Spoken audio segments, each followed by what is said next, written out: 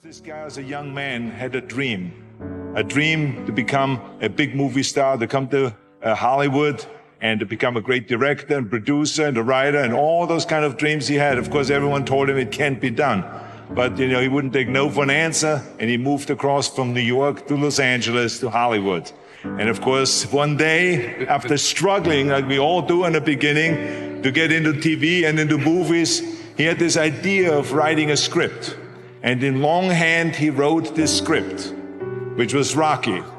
And then one night, I went to see Muhammad Ali fight Chuck Webb. For one brief moment, this supposed stumble bump turned out to be magnificent in the fact that he lasted and knocked the champion down. I said, boy, if this isn't a metaphor for life, his entire life crystallized at that moment. He will be remembered for all eternity, at least among the fight fans. He did something extraordinary. Now that is probably what I need as a catalyst for an idea. A man who's going to stand up to life and take one shot and maybe go the distance. So I started to write. The story about you not giving them the script without agreeing to you starring in it, that is true. Oh yeah, definitely.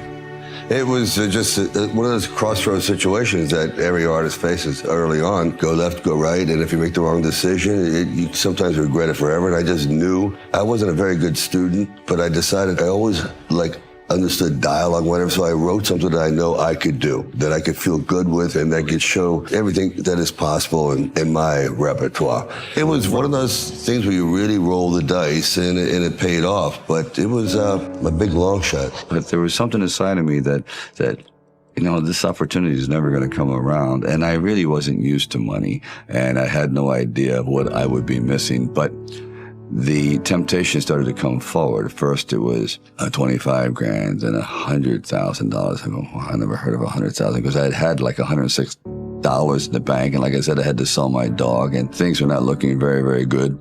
My $40 car had just blown up, so I was taking a bus to work. But still, it didn't matter. I wanted to stick with it. Then it went up to $150,000, $175,000, and it went up to $250,000. Now my head was starting to spin. And I thought, all right, you've really managed poverty very well. You've got this down to a science. You really don't need much to live on. I had sort of figured it out. So I was not in any way used to the good life. I know in the back of my mind, if I sell the script and it does very, very well, I'm going to be very, very upset.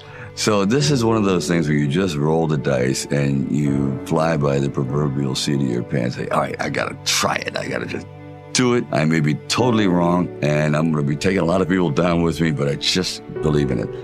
We basically are in a movie from the time we're born. And then when you get to be around 18, 20, you're now the director of your movie, which is called life. And I ask you, knowing that if you were in a movie of your own making, would you be proud of the part you're playing? I certainly wasn't. And I took drastic steps to change all that.